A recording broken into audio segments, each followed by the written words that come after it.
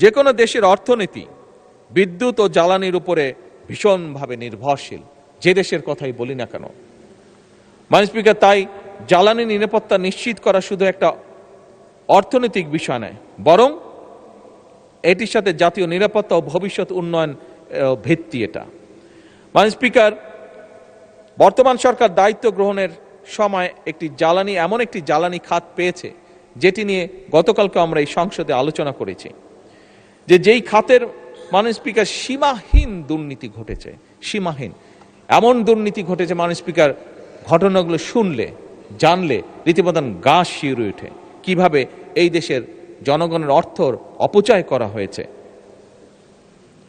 দীর্ঘদিনের ভুল ও প্ল্যানহীন বা অপরিকল্পিত সিদ্ধান্ত অথবা উদ্দেশ্যমূলক ব্যয়বহুল চুক্তি এবং দেশীয় অনুসন্ধানে চরমভাবে অবহেলা করা হয়েছে।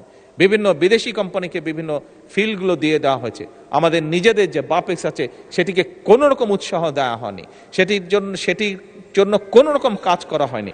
শুধুমাত্র নিজেদের স্বার্থে, রাজনৈতিক স্বার্থে, ক্ষমতা ধরে রাখার স্বার্থে বিদেশি কিছু কোম্পানিকে সেই সুযোগগুলো দেওয়া হয়েছিল। মাননীয় স্পিকার, এই খাত বহুমাত্রিক সংকটে নিমজ্জিত। বর্তমান সরকার জ্বালানি খাতে শৃঙ্খলা প্রতিষ্ঠা করতে সব রকমের উদ্যোগ গ্রহণ করেছে। মধ্যপ্রাচ্য সংকট আমাদের সামনে মাননীয় স্পিকার আরেকবার প্রমাণ করেছে যে আমদানি নির্ভর জ্বালানি ব্যবস্থা আমাদের জন্য কতটা ঝুঁকিপূর্ণ, বা যে কোনো দেশের জন্য কতটা ঝুঁকিপূর্ণ। এবং সেই কারণে সরকার জ্বালানির উৎস বহুমুখীকরণ, দেশীয় গ্যাস অনুসন্ধান, রিনিউয়েবল এনার্জির সম্প্রসারণ, জাতীয় গ্রিডকে মডার্নাইজ করা, জ্বালানি দক্ষতা বৃদ্ধির উপরে আমরা গুরুত্ব আরোপ দিয়েছি। কারণ আমরা যেই $1 ট্রিলিয়ন ইকোনমিকে এইম করছি, সেটিকে যদি আমাদের বাস্তবায়ন করতে হয় মাননীয় স্পিকার, তাহলে অবশ্যই আমাদেরকে এনশিওর করতে হবে যাতে নির্বিঘ্ন জ্বালানি সাপ্লাই অব্যাহত থাকে।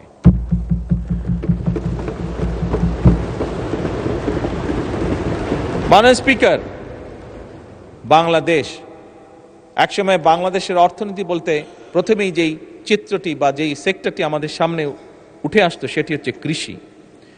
এই অর্থনীতিকে, কৃষি নির্ভর যে অর্থনীতি আমাদের, এটিকে চাঙ্গা রাখার এছাড়া আমাদের কোনো বিকল্প আমাদের সামনে নেই।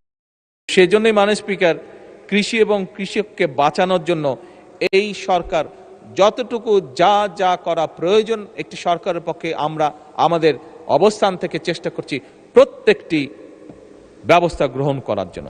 এবং সে কারণেই মাননীয় স্পিকার,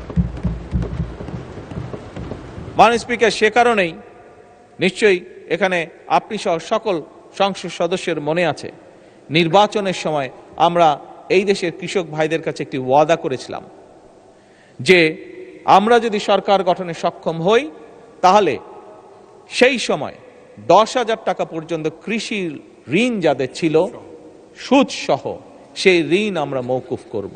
মাননীয় স্পিকার,